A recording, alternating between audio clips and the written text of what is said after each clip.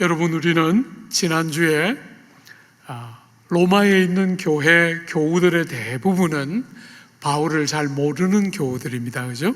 그들에게 예수 그리스도의 종인 바울하고 자기를 종으로 소개하는 바울을 봤죠. 우리 오늘 한 번 더 볼까요? 오늘은 바울이 자기를 사도로 소개합니다. 그죠? 1절 보시면 예수 그리스도의 종 바울은 사도로 부르심을 받아 하나님의 복음을 위하여 택정함을 입었으니.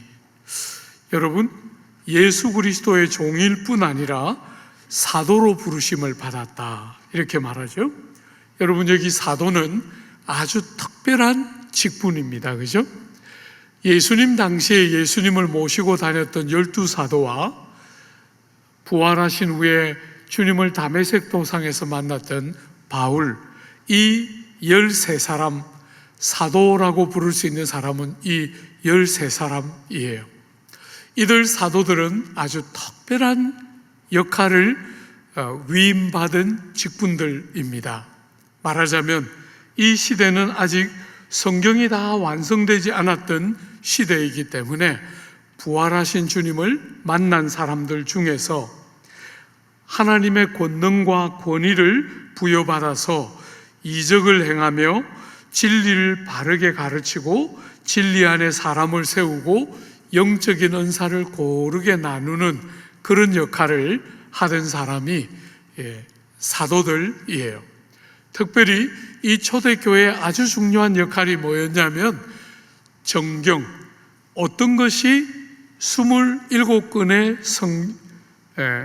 정경이라고 부를 수 있는 성경 안에 어떤 책들이 들어갈까 하는 것들의 판단 기준에 아주 중요한 기준이 뭐냐면 사도성이에요.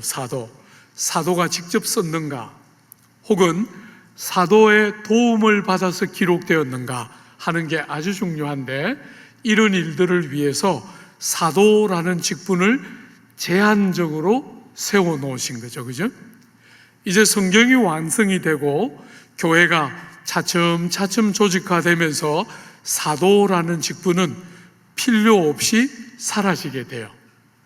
요즘도 이렇게 보면 은사주의 운동하시는 분들이 신사도 운동이라 해서 자신들을 서로 사도라고 부르는 사람들을 우리는 간혹 보게 되는데, 건강한 성경 해석이라고 보지 않아요. 그런 사도의 직분은 초대교회에 제한적으로 한정되어 있던 직분이죠. 그죠? 그럼에도 불구하고 이 사도라는 말을 문자적으로 해석해 보면 보냄을 받아, 주님의 보냄을 받아 주님이 하실 일을 대신하는 사람들, 그런 면에서의 사도는 그 용어의 개념에 충실할 필요는 있는 것 같아요. 사도라는 직분은 여러분과 저에게 해당되지 않고 사라지지만 그 사도라는 말이 간직해서 전달하고 싶어하는 내용은 우리에게도 여전히 요긴하겠죠. 그죠? 예수님의 보냄을 받아서 그분이 하실 일을 대신하는 사람들, 그런 면에서 여러분과 제가 가정에서, 일터에서 우리는 예수님을 대신하도록 보냄받았다, 그런 면에서 그 단어의 의미는 여전히 우리에게도 적용되고 살아있다, 이렇게 말할 수 있겠죠. 그죠? 여러분, 자기를 그리스도의 종으로, 사도로 소개하면서 그런 직분들이, 그런 귀한 직분들이 어떤 일을 위해서 주어진 것인가 한번 보십시오. 1절 하반절에 보면 종 바울은 사도로 부름을 받아 하나님의 복음을 위하여 택정함을 입었다. 여러분, 여기 택정하였다 하는 요 택하여, 구별하여, 세웠다, 말하자면 구별하여 분리시켜 놓은, 말하자면 특정한 일을 위해서 구별하여 분리시켜 놓았는데 뭘 위해서? 복음을 위하여 택정함을 받았다, 이렇게 되어 있죠. 그죠? 하나님의 복음을 위하여 택정함을 받았다. 우리가 오늘부터 조금 생각해 보려고 하는 것은 여러분과 제가 복음이라는 말에 굉장히 익숙해져 있지 않습니까? 그런데 복음이 무엇인가 이렇게 말하면 잘 정리되어 설명하기가 약한데, 우리가 로마서 전체가 그런 주제를 다루고 있음에도 불구하고 특별히 이 서론에 여러 가지 복음에 대한 정의가 등장하고 있어요. 그래서 먼저 한번 정리를 한번 해보면서 조금 시간을 가지고 이 서론을 조금 더 깊이 있게 다루고 싶어서 여러 주간에 걸쳐서 보려고 하는 것이거든요. 여러분, 복음이 무엇이지요? 복음.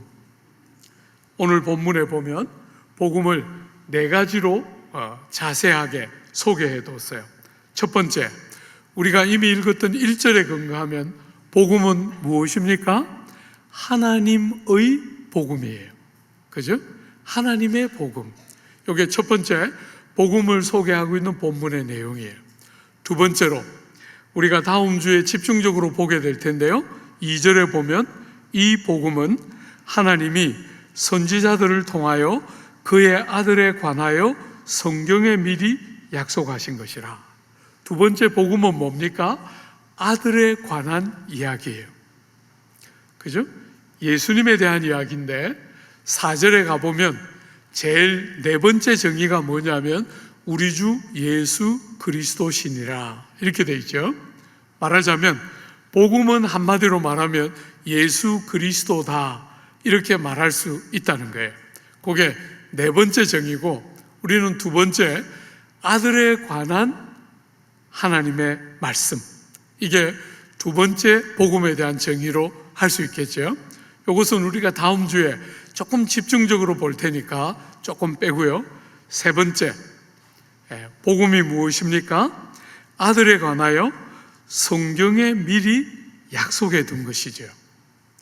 여러분, 이 복음은 갑자기 어느 순간에 툭 튀어나온 게 아니고 성경에 오래전부터 약속한 것의 실현이고 그 약속들의 절정이 복음이다 이렇게 보면 된다는 거예요. 이렇게 네 가지로 복음을 요약해 뒀죠. 그죠? 오늘은 두 가지만 한번 생각해 보려고 해요.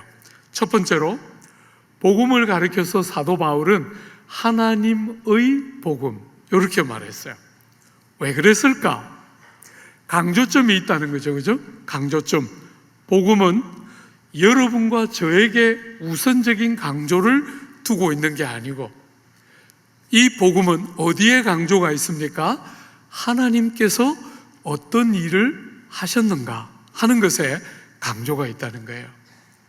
복음은 여러분과 저에게 우리가 성도로서 어떻게 살아야 하고 어떤 사람이 되어야 하는 것도 틀림없이 복음이 담고 있는 내용이지만, 그게 우선적인 게 아니고 1차적이고 우선적으로 하나님이 죄인된 우리를 위해서 어떤 일을 행하셨는가 하는 게 복음의 중요한 강조이기 때문에 복음이 하나님의 복음이다, 이렇게 지금 바울은 소개하고 있는 거예요. 여러분, 원래 이 복음이라는 요 단어는 이 성경이 기록되고 있던 초대교회 시절에는 주로 세 가지 경우에 자주 썼어요. 왕이 즉위했거나, 왕자가 태어났거나, 혹은 나라의 운명이 걸린 큰 전쟁에서 이겼을 때 복된 소식 혹은 기쁜 소식이라는 이름으로, 유앙겔리온이라는 이름으로, 이런 세 가지 경우에 주로 복음이라는 말로 사람들에게 왕이 즉위하셨습니다, 왕자님이 태어났습니다, 우리가 마침내 이겼습니다, 이런 메시지를 전하는 그 메시지를 유앙겔리온, 복음 혹은 좋은 소식이라고 불렀어요. 사랑하는 여러분, 이런 방식으로 우리가 복음을 한번 정의해 보면 복음이 무엇입니까? 예수께서 과연 약속하신 대로 이 땅에 오셨습니다. 그죠? 그리고 그분이 이 땅에 오시고 사시고 돌아가셨기 때문에 누구든지 저를 믿는 이마다 멸망하지 않고 영생을 얻게 되었습니다. 이게 말하자면 유앙겔리온이라는 복음을 소개한 이야기라고 할 수 있겠죠. 그죠? 축약시켜서. 그분이 오셨고 오신 그분을 믿고 의지하는 자마다 멸망하지 않고 영생을 얻게 되는, 그게 바로 복음의 그냥 아주 간단한 요약이라 할 수 있겠죠. 우리가 그 살들은 로마서를 쭉 보면서 붙여나가고 하나하나 내용들을 조금 더 생각해 보겠지만, 어쨌거나 그 당시에 복음이라고 불릴 때 복음이 세 가지 경우에 해당되는 것이라면 우리는 복음을 이렇게 요약해 볼 수 있겠죠. 사랑하는 여러분, 하나님께서 여러분과 저를 위해서 아들 하나님을 이 땅에 보내시고 죄 중에 망할 여러분과 저를 살려내기 위해서 아들 하나님을 대신 십자가에 다심으로 믿는 자마다 누구든지 공로나 자격이나 조건에 근거하지 않고 영생을 얻는 은혜를 주셨다. 그게 복음이 가지고 있는 하나님이 우리를 위하여 행하신 일 할 때 내용의 요약과 같은 것이겠죠. 사랑하는 여러분, 이런 복음의 속성, 복음이 여러분과 제가 뭔가를 해서 하나님을 기쁘시게 해드리는 게 복음의 우선적인 내용이 아니고, 관심도 없고 알지도 못했던 우리를 위해서 하나님이 행하신 이 귀하고 복된 일, 이게 복음의 내용이기 때문에 이 복음이 깨달아지는 장소마다 언제나 뭐가 있었어요? 하나님이 우리를 위하여 어떤 일을 하셨는가 하는 것이 깨달아지는 자리마다 놀람과 감격과 감사와 기쁨과 노래와 찬양이 늘 있었어요. 여러분, 복음이 가는 곳마다, 교회가 세워지는 곳마다 중요한 특징이 뭐였냐면 감사와 노래와 감격이 늘 있었다는 거예요. 마틴 루터가 종교개혁을 하면서 제일 먼저 한 일은 진리의 말씀인 성경을 독일어로 번역하는 것이었다면, 그 다음에 한 일은 독일어로 된 찬송가를 편집하는 거예요. 복음과 노래와 찬양이 늘 같이 갔던 거죠. 그죠?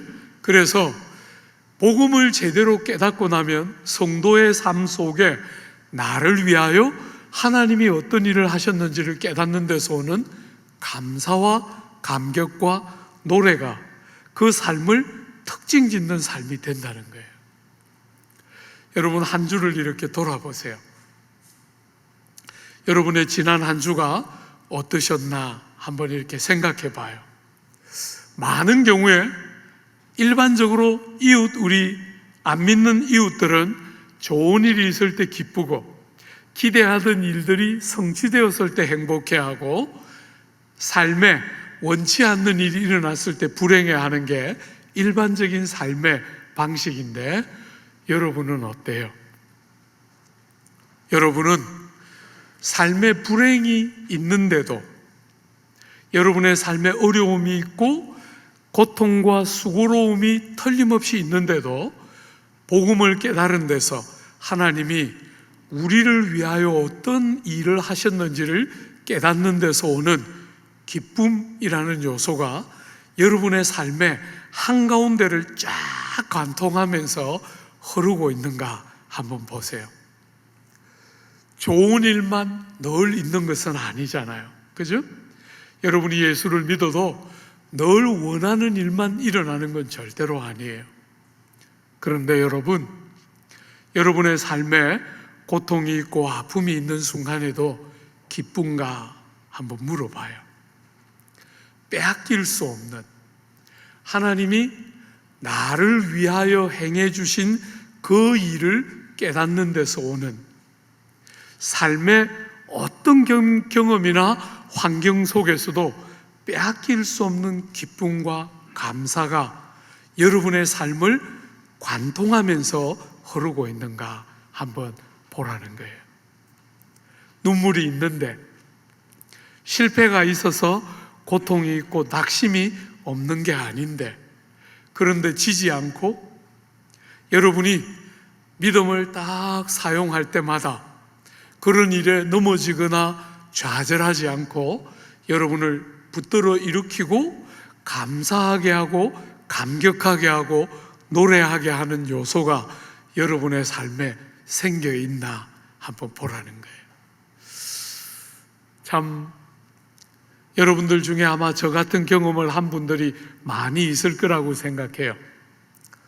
예수님을 만나고 주님의 은혜를 처음으로 딱 깨달았을 때 얼마나 찬양이 좋았는지 모르겠어요. 그죠? 그렇게 찬양을 좋아하다가 영국에 딱 가니까 제일 충격적이었던 게 왜 이렇게 사람들 노래 소리가 안 들리는지 모르겠어요.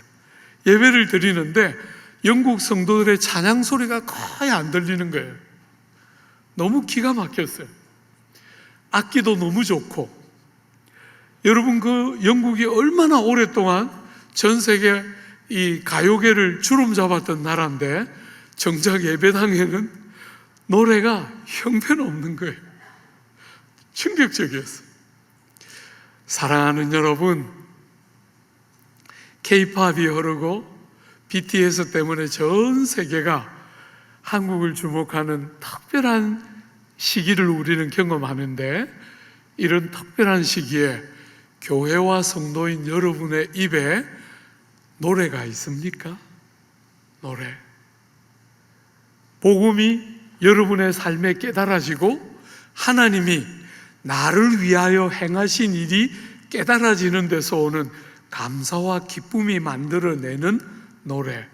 그 노래가 있어야 역대의 모든 어느 지역에 있든지 어느 시대를 살았든지 하나님의 사람들의 공통점은 노래와 감사와 감격이 끊이지 않았다는 거예요. 예수를 믿고 제일 하나님 앞에 안타까웠던 것은 왜 나는 음대로 소리를 못 낼까? 그전에는 한 번도 그런 고민 안 했어요. 그냥 유행가 한 번씩 따라 부르면 끝이었는데 예수 딱 믿고 나니까 정말 삽으로 이렇게 화음이 쫙 나오는데 와, 너무 좋더라고요. 나도 그렇게 찬양하고 싶은데 음대로 못 내는 거예요. 음치이시요. 아, 참 그렇게 아쉽더라고요. 그죠? 노래와 찬양, 하나님이 나를 위하여 하신 일을 깨닫는 데서 오는 노래와 찬양.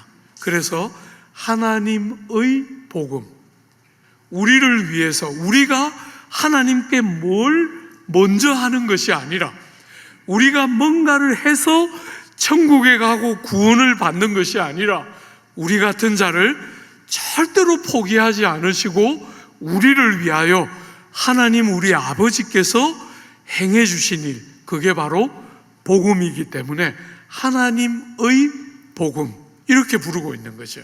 그죠? 또 하나, 이 복음을 하나님의 복음이라고 부르는 또 하나는, 이 복음은 흔히 사람들이 생각하는 것처럼 예수님이 아버지 하나님 앞에 가서 우리의 죄를 용서해 주시고 더 이상 분노를 거쳐 주옵소서, 하나님은 막 우리를 향해서 분노하시고 예수님은 용서를 구하는 그런 것은 복음이 아니에요. 성경은 우리 하나님 아버지를 그렇게 소개하지 않아요. 복음의 모든 출발은 사람을 사랑하시는 하나님 우리 아버지로부터 출발하는 거예요. 여러분과 저를 이렇게 무자격하고 이렇게 많은 한계와 모순투성인 여러분과 저를 끝까지 포기하지 않고 사랑하시는 하나님의 사랑이 복음의 출발이에요. 그러므로 여러분이 복음이라고 말할 때 복음을 예수님하고만 연결시켜서는 안 되고 아버지 하나님의 사랑으로부터, 그 아버지 하나님의 마음을 아시는 예수께서 그 아버지의 소원과 계획을 이루기 위해서 이 땅에 사람의 몸을 가지고 이 땅에 오셨고, 그분이 아버지의 계획과 뜻하시는 바들을 다 순종하여 이루어 주심으로 그 예수님이 이루어 놓으신 것을 성령 하나님이 여러분과 저에게 적용시켜 주실 때 우리가 예수 믿는 성도가 되는 것이잖아요. 그죠? 사랑하는 여러분, 그러므로 복음이라고 말할 때 그 복음은 삼위 하나님의 작품이에요. 삼위 하나님께서 아버지의 마음에서부터 출발하고 아들 하나님의 순종으로 온전케 되고 그 아들 하나님이 이루어 놓으신 모든 구원을 성령님이 우리에게 적용시켜 주실 때 우리가 성도가 되는, 그러니까 복음은 삼위 하나님이 우리에게 주신 너무나 귀한 은총이 복음인 거예요. 그렇기 때문에 이 복음이라는 요소를 바라볼 때 하나님의 복음, 아버지의 마음에서부터 시작해서 성령이 우리에게 적용시켜 주시는 하나님의 복음으로 보아야 하는 것이죠. 여러분, 어떤 면에서 오랜 시간 이 교리를 공부하고 성경을 연구했지만 성경 어디를 봐도 삼위일체라는 표현은 등장하지 않아요. 그래서 이 교리를 가르치고 사람들에게 말할 때 참 여러 가지 어려움이 있어요. 설명하기가 참 어려운 주제예요. 여러분, 성경 혹은 기독교 외에도 유일신을 믿는 종교들은 있어요. 제일 대표적으로 유대교가 유일신을 믿고 모슬렘도 유일신을 믿죠, 그죠? 그러나 우리는 그냥 한 분 하나님을 믿는 게 아니고 한 분 하나님이 성부로 계시고 성자로 계시고 성령으로 계시는 세 위격으로 계시는 하나님이 한 분 하나님이심을 믿는 삼위일체의 진리를 믿는 것이 기독교를 기독교되게 하고 복음을 복음되게 하는 핵심이에요. 사랑하는 여러분, 설명하기 어렵고 납득이 잘 되지 않아도 여러분이 성경이 가르치고 있는 진리이므로 충분히 받아들이고 믿을 만한 진리예요. 우리의 구원을 위해서 삼위 하나님이 창조 때처럼 성부가 말씀하시자 말씀이신 아들 하나님이 그 창조를 이루어내시고 성령님이 창조된 그 만물을 보존하시고 운행하시는 그 삼위 하나님이 천지와 만물을 창조하신 것처럼 새로운 창조라고 할 수 있는 사람이 구원받는 이 귀한 일도 삼위 하나님이 동력하셔서 이루어 주신 귀한 선물인 거예요. 그죠? 하나님의 복음이에요. 두 번째로 오늘 여러분들하고 생각하려고 하는 두 번째 복음이 무엇인가 할 때 2절 한 번만 보세요. 이 복음은 하나님이 선지자들을 통하여 그의 아들에 관하여 성경에 미리 약속하신 것이라. 여러분, 복음은 아들에 관한 것인데 성경에 미리 약속하신 것이다, 이렇게 되어 있다는 거예요. 아들에 관한 것은 우리가 다음 주에 볼 거니까 요건 좀 빼고 내용이 너무 많아서 다 다룰 수가 없어서 다음 주에 한 번 더 보려고 하고요. 사랑하는 여러분, 성경에 미리 약속된 것이다. 기독교의 생명은, 어떤 사람들은 기독교의 생명이 교훈과 가르침에 있는 것처럼 생각해요. 그렇지 않습니다. 여러분, 기독교는 탁월한 교훈을 갖고 있는 부분이 있지만 그게 우선이거나 핵심이 아니에요. 기독교는 사건에 딱 근거하고 있는 종교예요. 사건. 여러분, 저는 역사를 공부한 사람인데 역사에서 제일 중요한 것은 사건이에요. 사건. 그죠? 이 사건을 어떻게 해석할 것인가 하는 것은 약간씩 다를지라도 사건이 일어났다 하는 것이 핵심인데 복음도 마찬가지예요.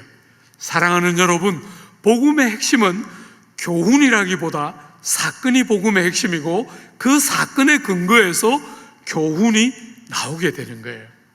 여러분, 어떤 사건입니까? 하나님이, 여러분과 저를 사랑하시는 하나님이 아들 하나님을 이 세상에 보내셨다. 바로 그 사건이죠. 그죠? 여러분과 제가 살아가는 이 땅 위에 하나님의 아들이 이 땅 위에 사람의 몸을 가지고 오셨다. 이 사건이 너무너무 중요한 복음의 첫 번째예요. 그분이 오셔서 여러분과 저의 죄짐을 지시고 고난 보시고 십자가에 달려 돌아가셨다.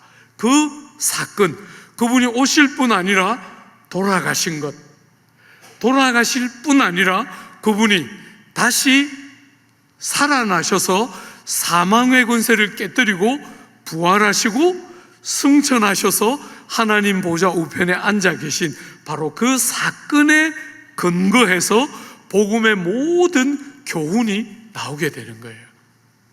사랑하는 여러분, 오늘 본문은 우리에게 복음을 이야기하면서 이 복음은 어느 순간에 갑자기 툭 튀어나온 게 아니라 오랜 역사의 중요한 사건들을 통해서 예언되고 약속되은 오래전부터 약속되고 계획된 것이 실현되고 성취되는 것이 복음이고, 복음은 그 모든 사건들의 절정이 복음이다, 이렇게 말하고 있는 거예요.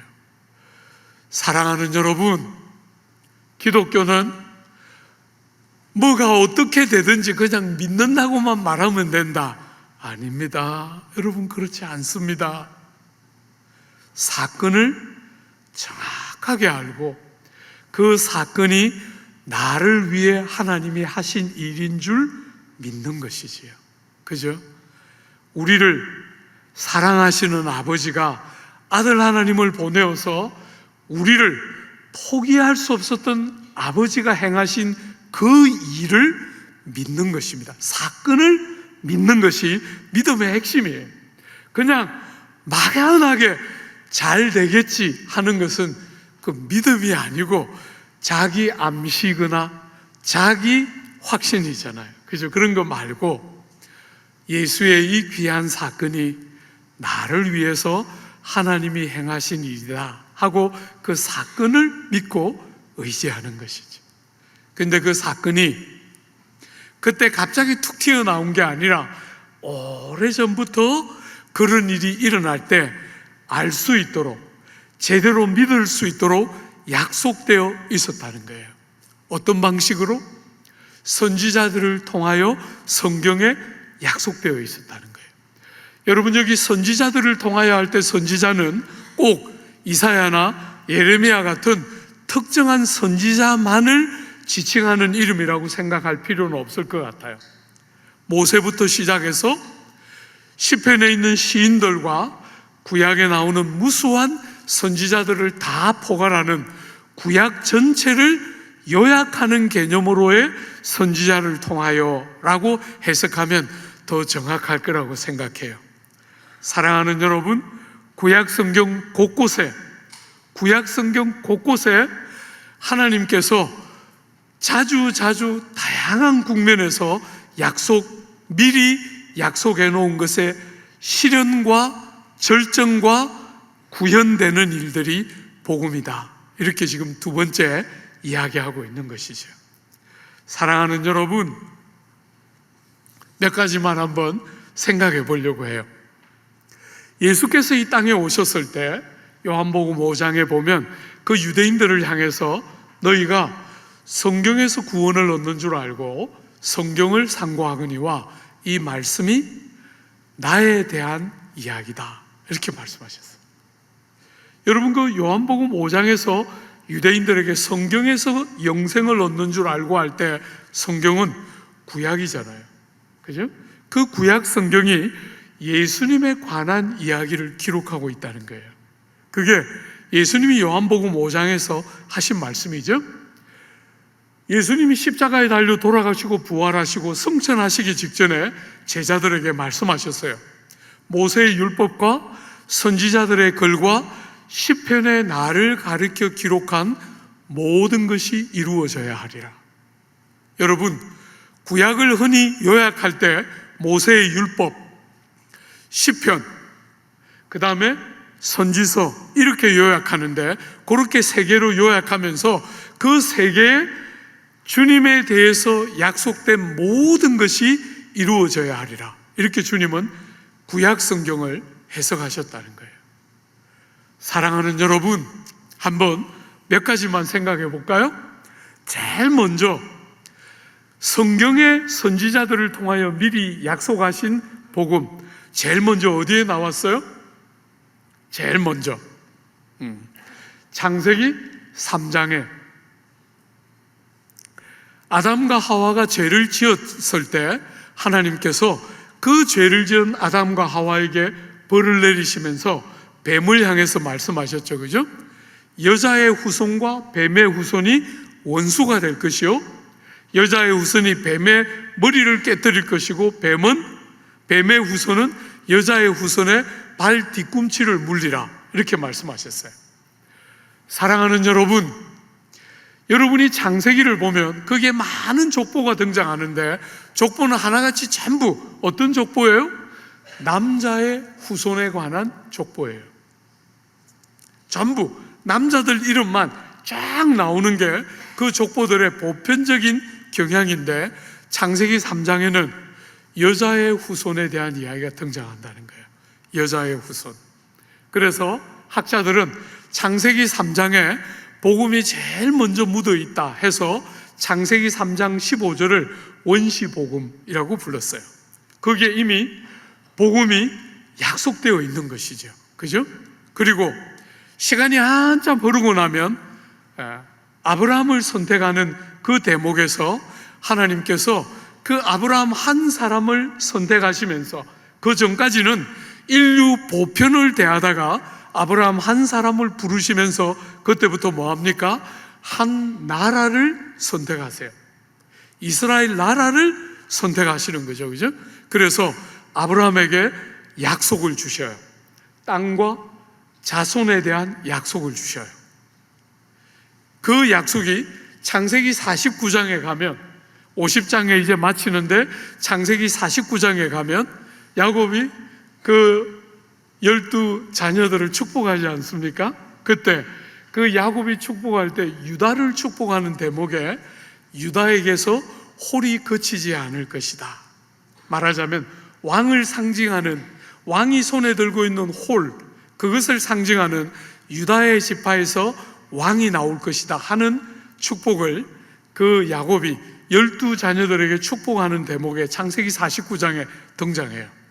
말하자면 한 민족을 선택하는 하나님의 섭리와 경륜이 야곱에게 가면 유다 지파에게로 좁혀지고 있는 거예요.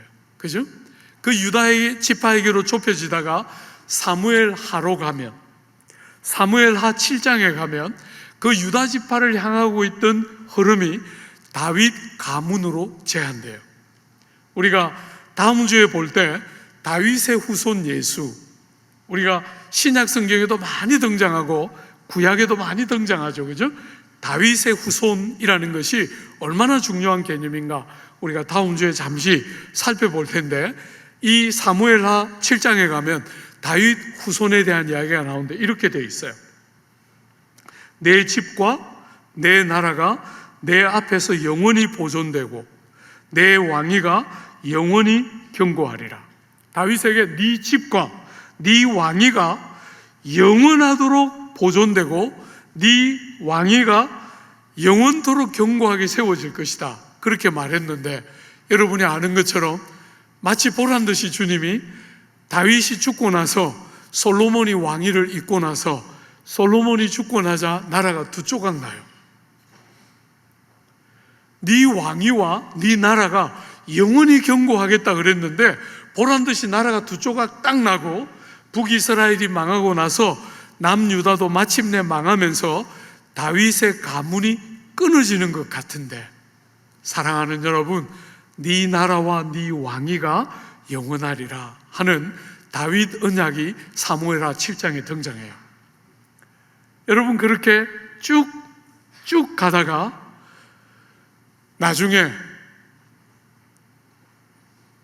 다니엘서에 가면 나라를 잃어버리지 않습니까? 나라를 다 잃어버렸는데 제가 2장과 7장을 볼 때 굉장히 좋았거든요. 그 2장과 7장에 보면 하나님이 이렇게 말씀하셨어요. 이 여러 왕들의 시대에 하늘의 하나님이 한 나라를 세우시리니 이것은 영원히 망하지도 아니할 것이요 그 국권이 다른 백성에게로 돌아가지 아니할 것이라. 나라를 잃어버리고 포로로 잡혀왔는데 하늘의 하나님이 한 나라를 세우는데 영원한 나라고 국권을 절대로 빼앗기지 않는 하나님의 나라를 세우실 것이다. 이 이야기를 지금 하고 있는 거예요. 7장에도 말하고, 여러분 7장에 보면 우리 예수께서 당신을 가리켜서 자주 말씀하셨던 호칭이 뭐냐면 인자라는 호칭을 많이 쓰셨잖아요. 다니엘서 7장에 인자가 등장하는데 그 인자는 무슨 일을 하는 사람으로 등장하느냐 하면 사람의 모양을 가졌지만 영원 전부터 계신 그분에게 가서, 성부께 가서 왕이 영원한 나라와 왕권을 받는 분이 인자예요. 사랑하는 여러분, 그런 식으로 계속해서 이렇게 깔때기가 좁혀지면서 예수님께까지 쭉 연결되어 오는 것이 구약의 예언들이에요. 이사야 53장에 가면 여러분, 약속하신 그분이 오실 때인데 그분은 고난받는 종으로 이 땅에 오실 것이다. 그게 이사야 53장에 나와 있고, 시편 22편에 보면 그분이 십자가에 달려서 얼마나 고통과 질고를 경험하게 될 건가 시편 22편에 예언되어 있어요. 여러분, 스가랴서 9장에 보면 그분이, 그 권능이 많고 광대한 왕이신 그분이 이 땅에 오실 때 나귀를 타고 예루살렘에 들어오시는 겸손한 왕으로 오실 것을 스가랴서 9장은 예언해 주고 있어요. 그 외에도 여러분 시편 2편, 스가랴 12장, 그리고 이사야 9장, 이사야 42장, 이사야 49장, 50장, 무수하게 많은 본문들에서 주님에 대한 예언들을 담고 있고, 특별히 구약에 하나님이 새로운 영을 주실 것이다, 성령을 물 붓듯이 부어주실 것에 대한 약속들도 여러 군데서 약속되어 있지요. 요엘서에만 나오는 게 아니라 이사야에도 있고 에스겔에도 나오고 많은 본문들에서 성령에 대한 약속을 우리는 만나게 돼요. 여러분, 그뿐 아니라 구약의 제일 중요한 사건이 뭐냐면 출애굽 사건인데, 출애굽할 때 집에, 유대인들이 살고 있는 집에 유월절 어린 양을 잡아서 피를 바르잖아요. 그런데 세례 요한이 예수님을 바라보고 뭐라 그래요? 우리의 유월절 어린 양 되신 예수, 세상의 죄를 지고 가는 우리의 어린 양, 이렇게 예수님을 소개하는 거예요.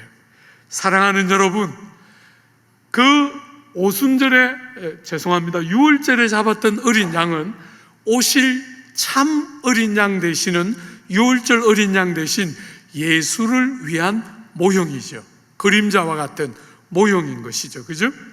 여러분, 제사제도, 무수한 구약에 나오는 그 제사제도는 한마디로 말하면 죄를 지은 사람이 죽지 않도록, 그 죄 때문에 멸망받아 심판받아 죽지 않도록 그 죄인을 대신하는 제물이 피를 흘리고, 죄를 지은 사람이 그 제물의 피 흘림으로 말미암아 죄가 용서되는, 예수가 오셔서 우리를 위하여 하실 대신 속죄, 우리의 죄가 주님의 희생의 죽음을 통해서 대신 용서받게 될 사건에 대한 모형처럼 구약의 제사제도들은 예수의 오심을 바라보고 있는 내용들인 거예요. 그죠?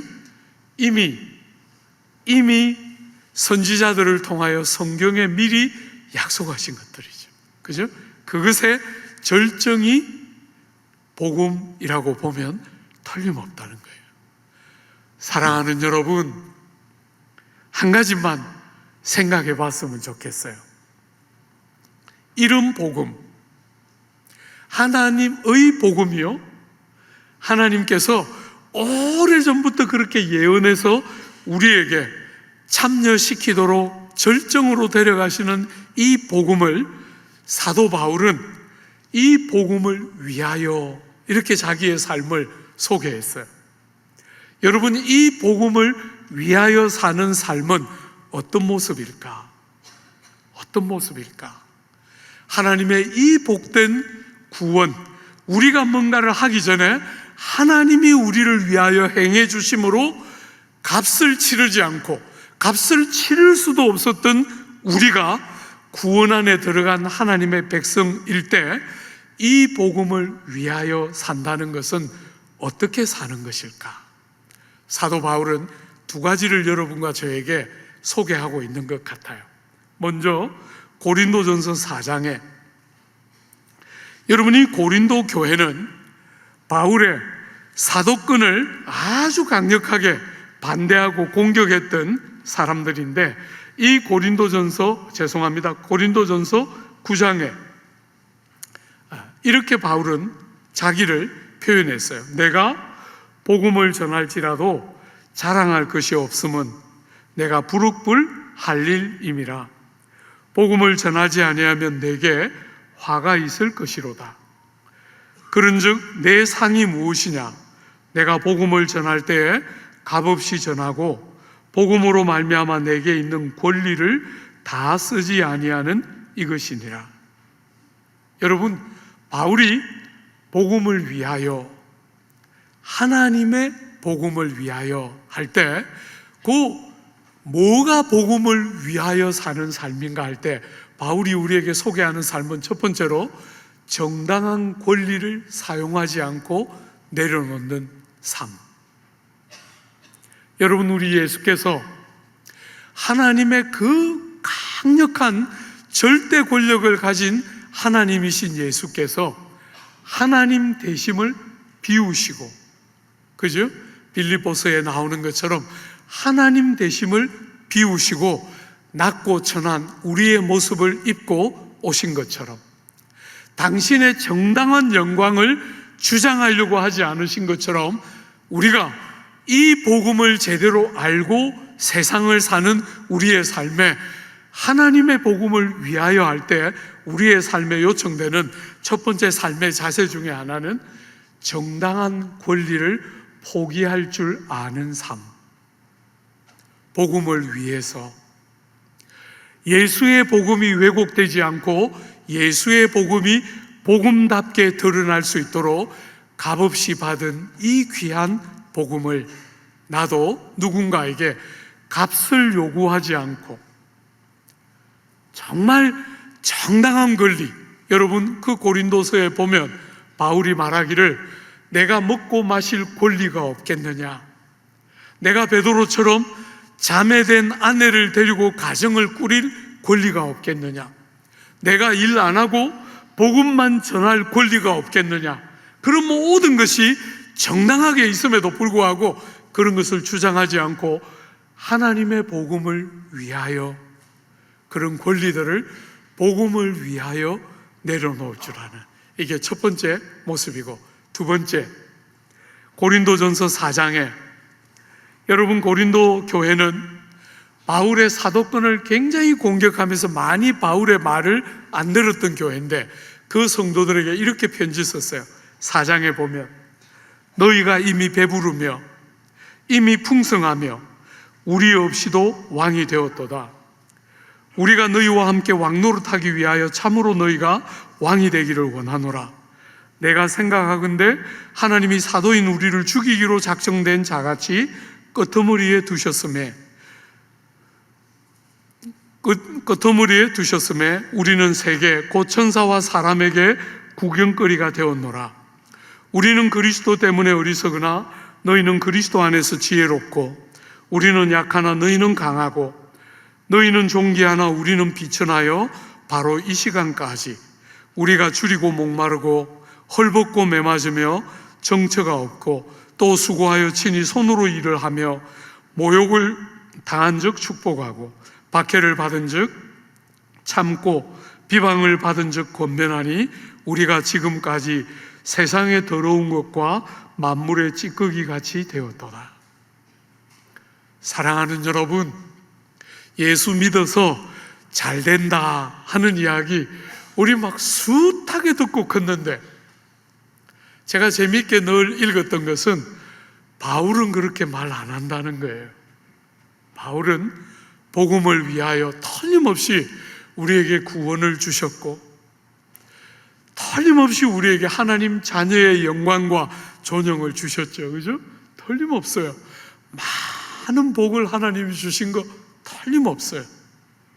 근데 바울은 그런 것을 자랑하지 않고, 그런 것을 간증하지 않고, 내가 만물의 찌꺼기처럼, 내가 사람들의 구경거리와 천사의 조롱거리처럼 제일 끄트머리에 서서 전쟁 포로를 끌고 가는데 제일 끄트머리에, 바로 도착하자마자 죽일 사람들을 제일 끄트머리에 세웠는데 마치 그렇게 도착하자마자 금방 죽게 될 바로 그런 사람인 것처럼 끄트머리에 서서 사람과 천사들의 조롱거리와 손가락질거리가 되고, 정말 세상 사람들이 흔히 말하는 그런 존귀함이 아니라 가장 고난과 연약함과 비참과 고통과 질고를 바울은 이야기하고 있어요.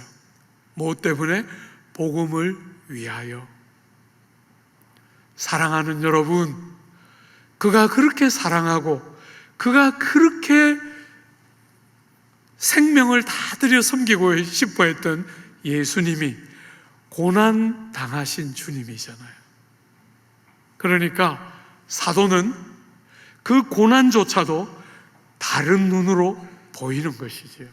그죠?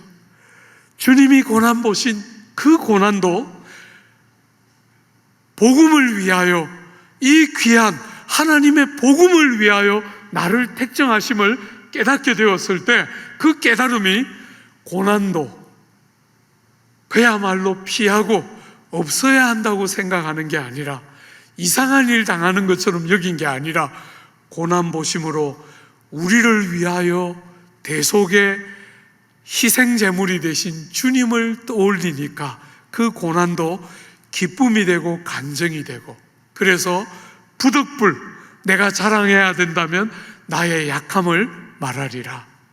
바울은 그렇게 고백하고 있는 거예요. 사랑하는 여러분, 여러분의 마음 중심에 이 하나님의 복음을 위하여 나도 내가 어떤 일을 할 건지에 먼저 앞서서 주님이 나를 위하여 어떤 일을 하셨는지를 깨닫고, 나도 그 복음을 위하여 바울이 갖고 무수한 믿음의 사람들이 갖던 권리를 주장하지 않는 삶, 고난과 희생과 질고와 아픔과 조롱을 이상한 일 당하는 것처럼 여기지 않고 주님의 자치를 따르는 삶에 필이 있는 것인 줄 알고 신실하게 하나님의 복음을 위하여 살다가 바울처럼 무수한 믿음의 사람처럼 하나님 보시기에 참 착하고 충성스럽게 여겨지는 여러분 모두의 삶이 되시기를 기대하고 축복합니다.